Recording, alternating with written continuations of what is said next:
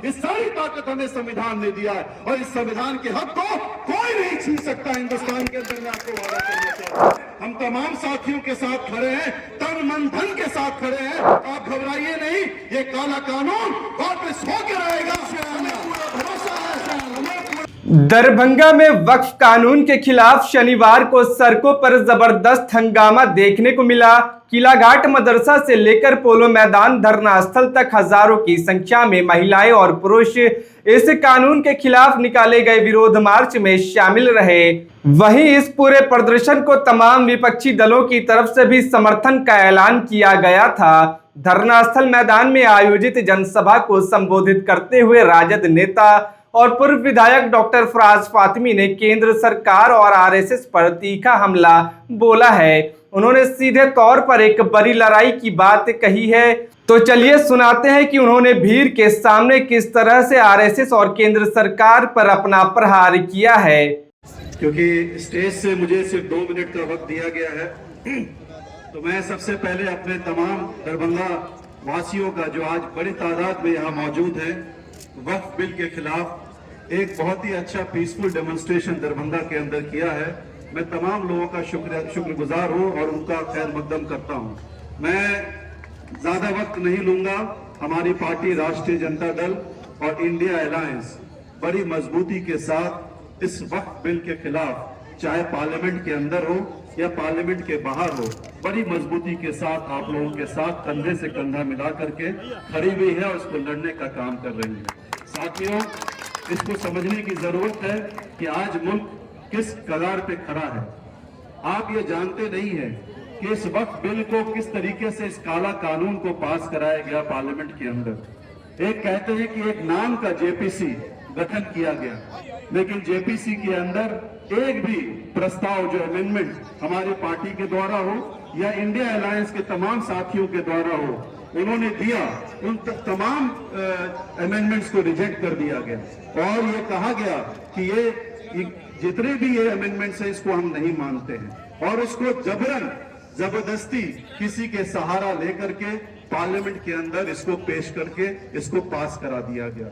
लेकिन हम आपको यकीन दिलाना चाहते हैं इस स्टेज से, और इस तमाम जो हमारे साथी यहाँ मौजूद हैं, बड़ी मजबूती के साथ इस काला कानून के खिलाफ सुप्रीम कोर्ट के अंदर हम लोग लड़ने का काम कर रहे हैं। कई सारी तंजीमें, चाहे मुस्लिम पर्सनल लॉ बोर्ड हो, इमारत शरिया हो, इदारे शरिया हो, और तमाम जो तंजीमें हैं पूरे हिंदुस्तान की, वो इसको लड़ने का काम कर रही है। और तमाम हमारे जो सामाजिक न्याय और धर्मनिरपेक्षता पे जो भरोसा करती है, वो लड़ने का काम कर रही है। और पूरा यकीन है आप लोगों की दुआ रहेगी तो ये काला कानून जरूर वापस होगा, इसको कोई रोक नहीं सकता है। इसलिए हमें बहुत ही सब्र के साथ, अमन चैन भाईचारा के साथ, क्योंकि ये चाहती यही है, भारतीय जनता पार्टी और आरएसएस का सिर्फ एक ही काम है कि समाज के अंदर कैसे दूरी पैदा किया जाए। वो चाहती है, समाज को तोड़ने का काम करना चाहती है, उसको विकास से कोई लेना देना नहीं है। आज बड़े बड़े मुद्दे हिंदुस्तान के अंदर हैं, महंगाई है, भ्रष्टाचार है, बेरोजगारी है, पलायन है, इसके बारे में कोई चर्चा नहीं करने को तैयार है। आज मार्केट क्रैश हो गया पूरे हिंदुस्तान का, करोड़ों अरबों रुपए हमारे निवेशकों के पैसे उड़ गए। आज कोई इसके बारे में चर्चा करने को तैयार नहीं है। ये मुद्दों से आपको भटकाना चाहती है। आप याद कीजिए जिस तरीके से काला कानून किसान का लेकर के ये आए, लेकिन हमारे किसानों को हम सलाम करते हैं।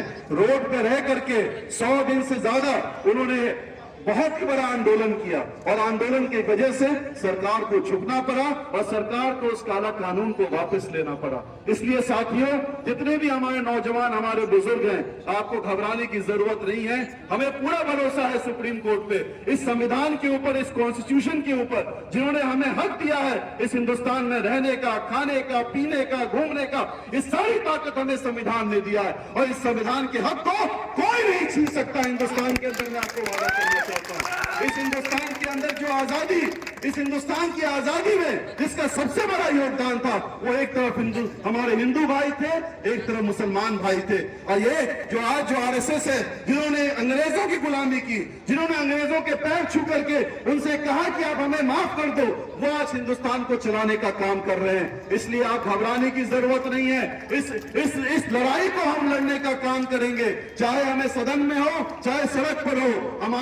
हमारे इंडिया अलायंस के साथी बड़ी मजबूती के साथ इसको लड़ने का काम कर रहे हैं। हम तमाम साथियों के साथ खड़े हैं, तन मन धन के साथ खड़े हैं। आप घबराइए नहीं, ये काला कानून वापस होकर रहेगा। हमें पूरा भरोसा है, हमें पूरा यकीन है अपने संविधान के ऊपर, अपने कॉन्स्टिट्यूशन के ऊपर, और अपने जो हमें ताकत दिया है, हमें पूरा भरोसा है सुप्रीम कोर्ट के ऊपर। इसलिए आप लोगों से गुजारिश है, एकजुट होकर के रहिए। हमारे हिंदू मुस्लिम भाई एकता का प्रमाण दीजिए हिंदुस्तान के अंदर, जिसको ये भारतीय जनता पार्टी खत्म करना चाहती है। बहुत बहुत शुक्रिया। जय हिंद।